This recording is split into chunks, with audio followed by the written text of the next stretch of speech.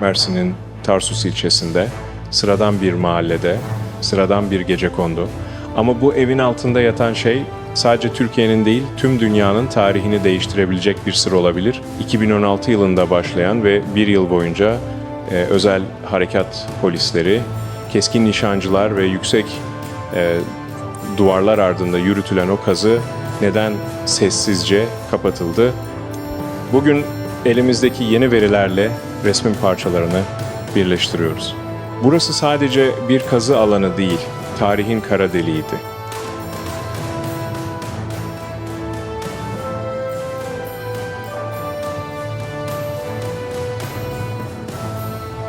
Her şey polis memuru Mithat Erdal'ın esrarengiz ölümüyle başladı.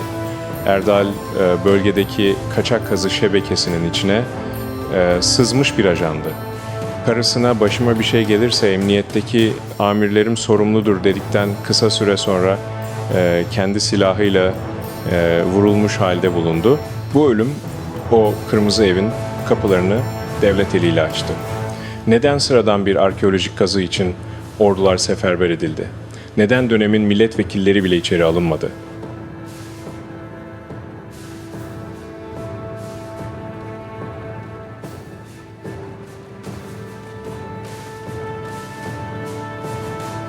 Tarsus sadece bir Anadolu şehri değil, Aziz Paul'ün doğum yeri Kleopatra ile Antonius'un buluşma noktası.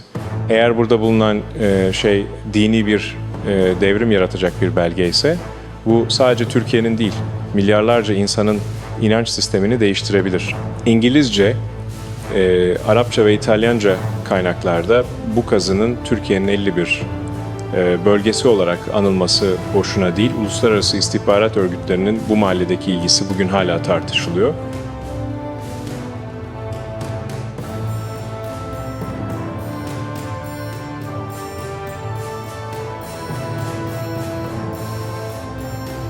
Resmi açıklama birkaç kandil ve sikke dedi. Ama kimse buna inanmadı. İşte bizim sentezimiz ihtimal bir, kayıp Barnabas İncil'i. Hristiyanlık dünyasını sarsacak, Hz. İsa'nın aslında ilah olmadığını söyleyen o İncil burada mıydı? Vatikan'ın kazıyı yakından takip ettiği iddiaları bu yüzden mi bu kadar güçlüydü?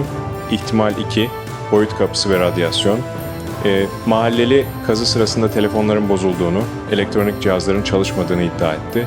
Acaba antik bir enerji kaynağı mı keşfedildi? İhtimal 3, Dakyanus'un hazinesi. 7 Uyurlar efsanesinin geçtiği Tarsus'ta imparatorun devasa altın rezervleri mi çıkarıldı?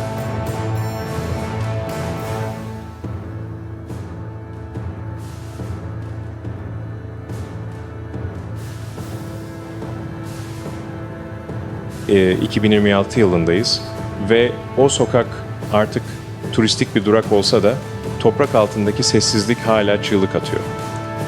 Bizim çıkarımımız şu: orada bulunan şey ne olursa olsun insanlığın henüz bilmeye hazır olmadığı bir bilgiydi. Belki de o kapı açıldığı gibi hızla kapatılmalıydı. Peki sizce o siyah çantalarda ne taşındı? Yorumlarda buluşalım. Unutmayın, bazı sırlar korunmak için oradadır.